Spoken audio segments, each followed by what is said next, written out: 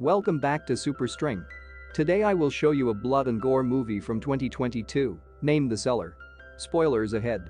Keep an eye out and take care. The Woods family is moving into their new home in the open country. Keira and Brian are extremely glad for the house they've purchased for their kids, and their child Stephen is invigorated too, yet their little girl Ellie is an alternate story. She loathes having abandoned her companions and feels disengaged from her folks, figuring they don't grasp her. This house called Zao's is extremely specific. There's an old painting of a man with a finger raised and letters from a new letters in order with a triangle under them which are put over each entryway with the exception of one that simply has a pentagon. Whenever they look at the basement, they don't find it extremely intriguing, yet on out, the entryway gets shut before Ellie can leave. Something isn't quite right about the lock that won't let her open it once more, and when she feels something in obscurity drawing closer, she starts getting terrified. Luckily, the key is hanging right close to the entryway, so Brian utilizes it to let her out.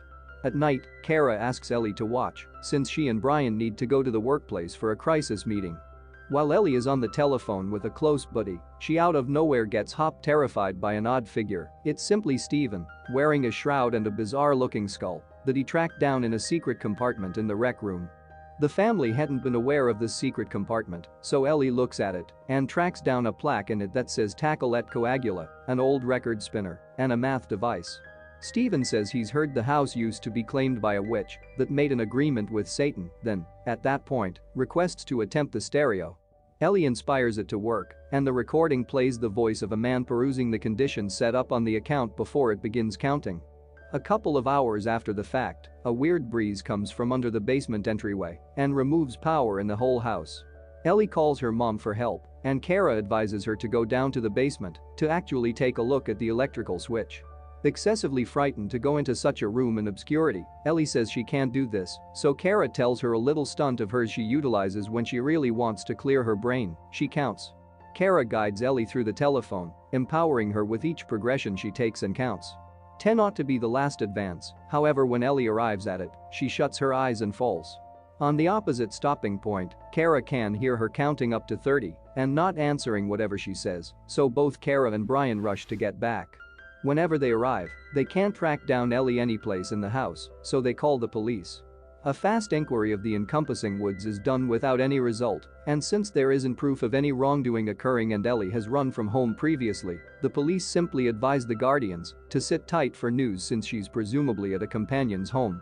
Toward the beginning of the day, the family asks a few neighbors for their assistance, and they go into the woodland to look once more, however the outcome is something similar. Brian comprehends that Ellie had been frantic with them, so it's regular that she took off, yet Keira doesn't believe that is the situation. She's certain something happened to Ellie due to how ghostly her voice sounded while counting. The following day, Keira starts hanging up missing individual signs and neglects to get Stephen at school until the instructor calls her. When her child is with her, Keira goes to the police headquarters to check whether there is any information, however the investigator doesn't have a lot to say.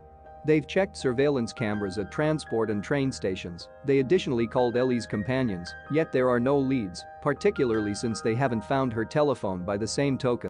The main significant thing the criminal investigator can remark on is the way that Ellie has been tormented and irritated via online entertainment for some time.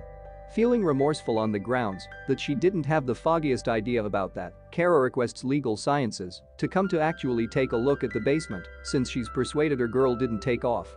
By and by, the analyst should advise her that since this is definitely not a lawbreaker case, he can't accomplish more.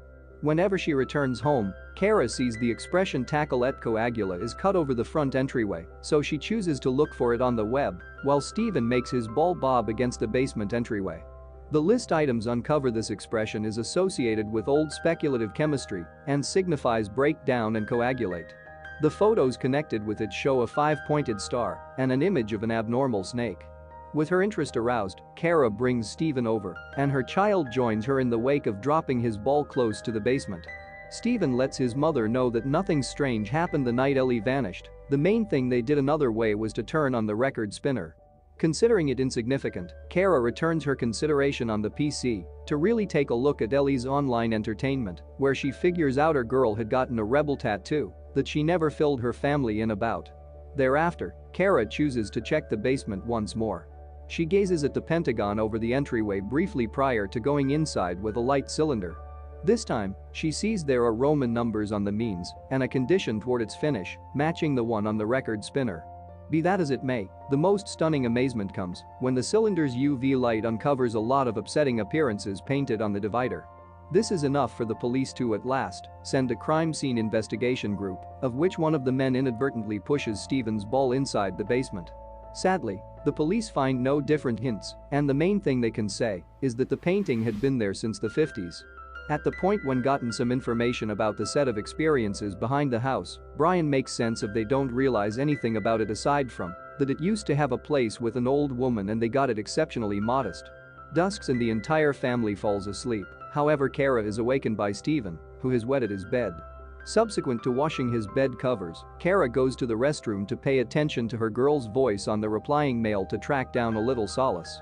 However, unexpectedly, Keira can hear Ellie's voice counting coming from elsewhere, the sink pipes.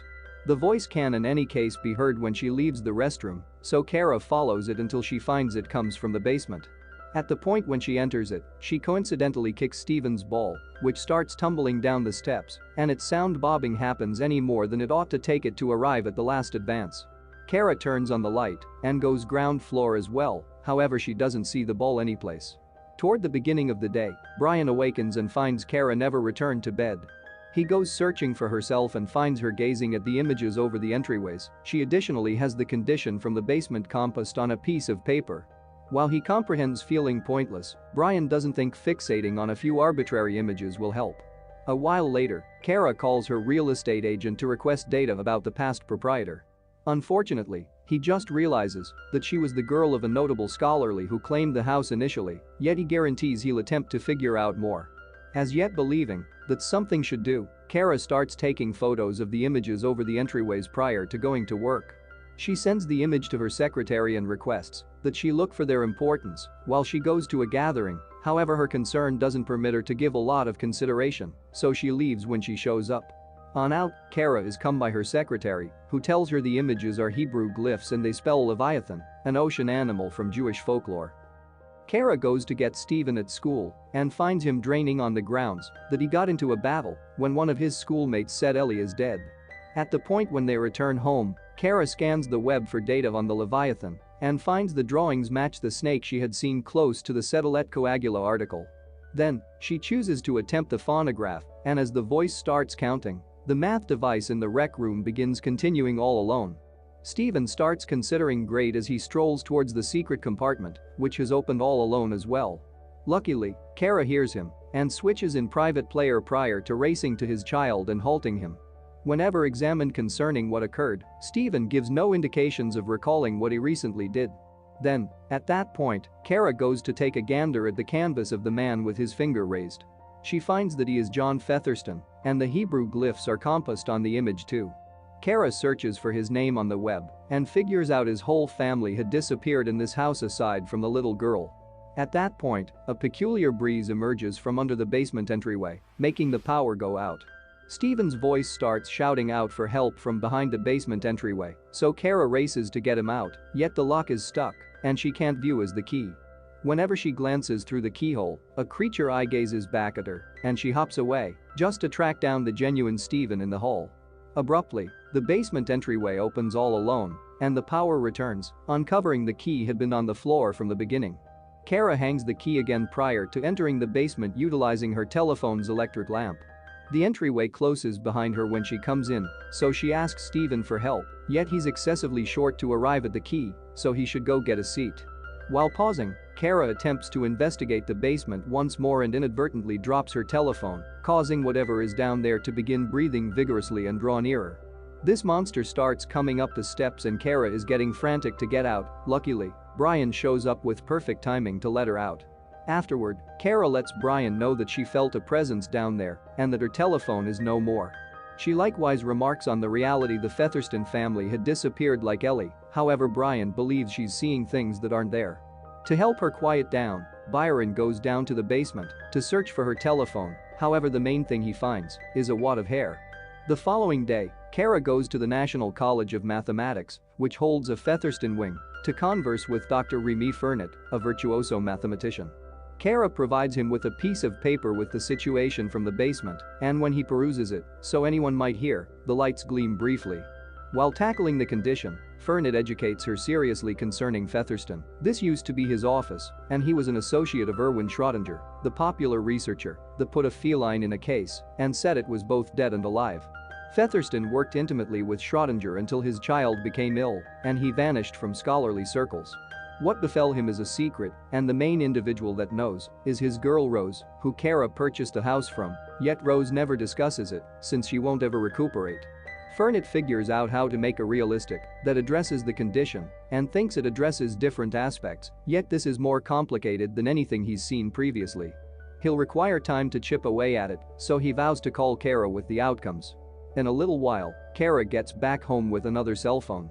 When she turns it on, she gets a call from Fernit, who says he's been attempting to call her for some time, and an odd voice continued getting, just answering with counting.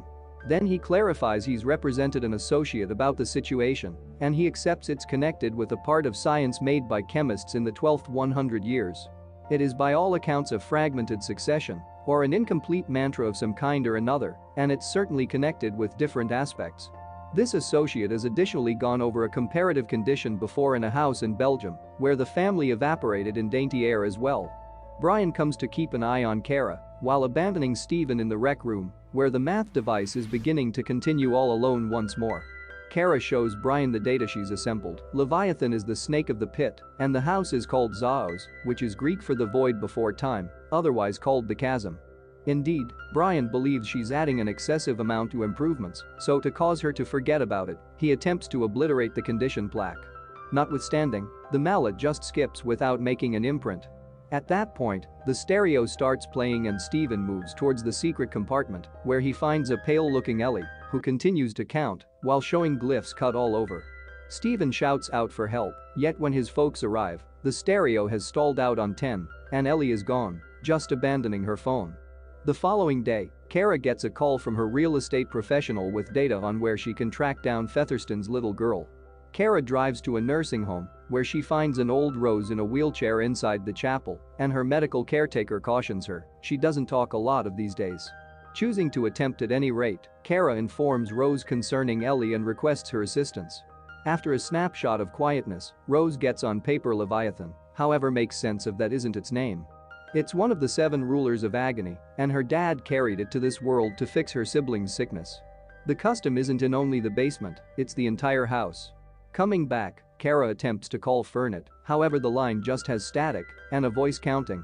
In the interim, Brian has begun to do some exploration of his own, assembling the triangles with the pentagon, frames a 5-pointed star. This star with the glyphs around it addresses the devil Baphomet, the guardian of misery. Its image shows him making a similar hand sign as Featherston on the composition, and its arms say tackle coagula as well. Whenever Keira shows up and sees this, she understands Rose is correct. The entire house has been planned around it.